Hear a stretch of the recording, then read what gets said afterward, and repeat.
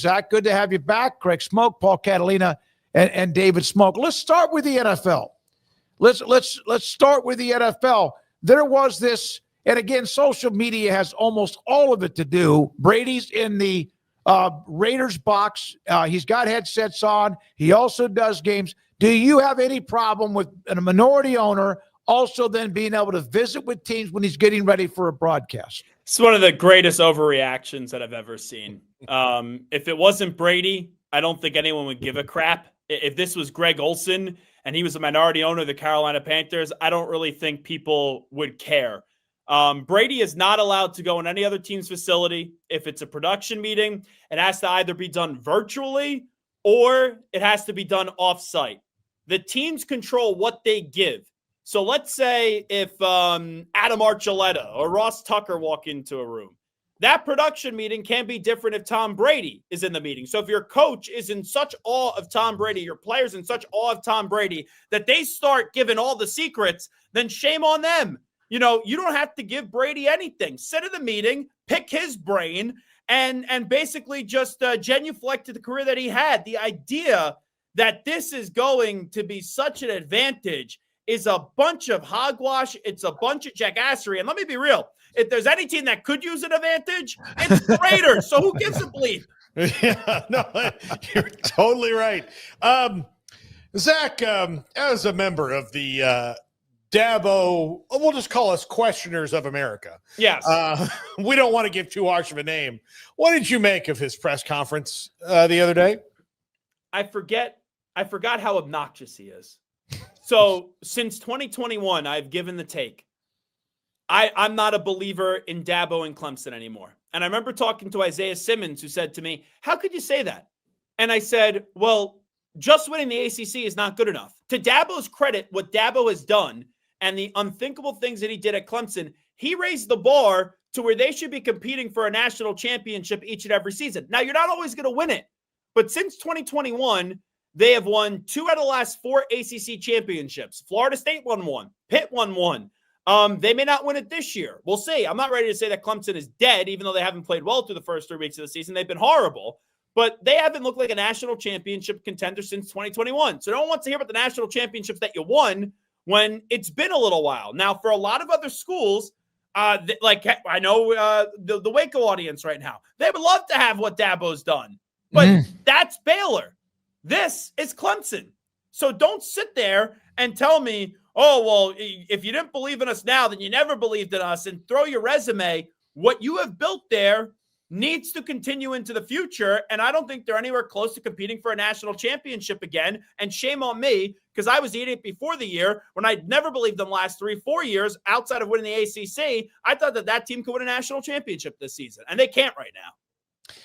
How do you think NFL folks are viewing a Cade Klubnik at the moment? I mean, there's just so much buzz rolling into this, and I don't know. It just doesn't seem like he's got that same sort of I guess, juice, for lack of a better term, that he had towards the tail end of last year. He's starting to remind me of this year's version of Carson Beck from last year, where Carson Beck went into the season, best quarterback in the country, Heisman Trophy potential winner, #1 draft pick, and after 3 games, and I know he had, 36 touchdowns last year or whatever it was. After 3 games, I would not use a top 10 pick on him right now. I don't even know if I'd use a first-round pick on him right now. And all we were told was how great this quarterback draft class is going to be. I'll ask you guys, who's the quarterback right now that you trust the most in college football? Like, we had this segment on the show the other day. I said it's Haynes King, and he hasn't even thrown a passing touchdown yet. Yeah. Well, that's because he's an animal. He's like, he doesn't count. Yeah, he's not. Yeah, you know what he reminds me of? Yeah. I'm not saying he's Tebow. Tebow's the greatest college quarterback I've ever seen. But just that will to win, I will run through a brick wall to do whatever it takes to win. That's the Tim Tebow that I see in Haynes King. Who has been more of a disappointment, Klubnik or Arch Manning? Oh, boy. You know what? It's tough to not say Arch, but I would say Cade Klubnik because he's more experienced. Yep. Coming off the year that he had, and they were supposed to be a team that was a national championship contender. Now, I know you could say, oh, so was Texas. The weird thing to me with Arch is I think it's more mental than it is physical. And the last 2 years, when we barely saw him play, what did everyone say? Oh, the preparation from his uncles to his grandfather. This kid's going to be ready for the moment. Through the first 3 weeks, it doesn't even look like Arch is anywhere close to being ready for the moment. And it's the first time that we've seen Arch, who's handled all these things well in terms of the hype, where I think the outside noise is really starting to get to him. So, like, moving forward into the future, we've seen the best of Cade Klubnik. I have not seen the best of Arch Manning yet, and I think he will be better. So I'm more disappointed with Cade Klubnik, but it's close. Michigan and Nebraska this weekend in Lincoln. This is Matt Rhule's golden opportunity to get that, silver tuna of a Big Ten win. Do they do it? I had Matt on today. I look at this game. I think it's a toss-up. What gives me optimism that Nebraska is going to win and pull off the upset is last year there was so much made about that Colorado game, from what happened the year before to then the next year, and they were dominant to start at home. Had that pick six early. I think they were up 14-0. No Sherrone Moore this week, so Biff Poggi will probably be standing there with the tank top. The quarterback matchup is sensational in this one. Bryce Underwood and Dylan Raiola. I just think it's Nebraska's time to get a victory. Where you look at Michigan, I think Michigan is going to be more of a threat next year than they're going to be this year. So I think Michigan's a year away. If you don't get it, if you're Nebraska, man, that's a rough look, because Michigan is a vulnerable football team. Like, I know Oklahoma had a good win up against them. I wasn't thoroughly impressed with Oklahoma in that game. I was more disappointed with Michigan. So you better go get it if you're this weekend, if you're Nebraska. I'm with you, man. It's like it's now, or it's not necessarily never, but it kind of feels that way. Like, you're not going to get this one. Like, when are you going to get that big signature W? You talked a little bit earlier about Dabo. There was another coach kerfluffle press conference-wise this past weekend. What did you think of Brian Kelly going off on the reporter for asking about their issues following a big win over Florida, as opposed to what Brian Kelly would have liked to have talked about, which was, I guess, the win itself right away? Zero problem with it. I'll defend Brian Kelly. I have no problem with the reporter's question. Those questions eventually need to get asked. But you got to remember here, the last 3 years, and I've been critical of Brian Kelly with the LSU Tiger family with that fake accent that he does, but he's been shredded the last 3 years. So here he has, after week one, getting the win up against Clemson. You followed up a few weeks later with the victory up against Florida. I know Florida is down and out. That defense is really getting going. What has he heard the last 3 years? The defense stinks. The defense stinks. So now the defense is playing really well, and the offense isn't up to par. So I don't have a problem with the reporter, because for LSU to win a national championship, which 3 coaches have done, by the way, at LSU since 2000, they need that offense to play better. But if it was a loss, I think the first, second, and third question should all be about the offense. But after a win, I don't think that question needs to be asked in the first, second, or third question. It could get out there in the fourth, fifth, or sixth question of the press conference. So I'm okay with Brian Kelly going off on the reporter a little bit. I would have waited just personally until Monday so he could have watched the film and tell me what it really is and get a better answer, because there's a good chance the answer would have been, well, I've got to look at the film, but I think this. Yeah, and I've been in those, if that's how you want to handle it, fine. I've been in press conferences where it's been a win. Like, for example, I was at the Jet-Texan game last year, and I walked into that thinking, is this the last 2 months of Aaron Rodgers' career? So the Jets won, and I'm in that press conference room, and I said to myself, I'm going to let some of these questions go because the Jets won. And after 6 or 7 questions, I said, Aaron, even though it's a win tonight, the team is not going where you guys thought they were going to go. You're 40 years old, or ever old was old at the time. Do you think, has it all crossed your mind that these are the last 2 months of your football career? So I've been in those spots. You have to ask those questions. I don't have a problem with happening after the game. But after a win, I just don't think it needs to be the first, second, or third question. Ask something positive right out of the game. It could have been like later on once the game was established. But, that may be more of a Monday, as Paul mentioned, with film. The power base of college football, the SEC, of course, has had a great start. A couple of nuggets, a couple of hickeys. But do they have a great team? Does the SEC, they have a lot of good ones at the very high level, but do they have, in your opinion, what looks like, as of now, a great football team? I'll take it a step further. I don't think there's a great team in college football right now. Okay. I said this going into the season. That's why I was more optimistic on a Clemson or a Penn State, who the last few years have been stuck on good, not great. Like Ohio State last year. They had a great postseason, but were they a great team in the regular season? They lost to Oregon, and they lost to a bad Michigan team last year. So I think in this era of name, image, and likeness in the transfer portal, and then also 12 teams getting into the college football playoff, the regular season's still fun. Like, look what happened last Saturday. It was an epic weekend of college football. Should be another epic weekend this Saturday. But I don't think you need to be great anymore. And what I've seen through the first few weeks of the season, Ohio State, Georgia, Florida State, Miami, LSU, like there's some really good teams. But can I, without a doubt, say any of those teams right now are definitely going to win the national championship? There's going to be fewer and fewer undefeated Michigan, the legendary Miami teams, LSU when they went on that undefeated run. There'll be fewer teams like that, and there will be more Ohio States of last year. Well, Zach, parity's good for sports. I mean, it was probably desperately needed in college football because Nick Saban had created such a monster at Alabama, and then the offshoots of that in the SEC, that it was needed at least for the rest of the world to feel like they have a shot, and it's not just us versus this gigantic powers that be. It'll be a slow burn, but free agency does this to every sport.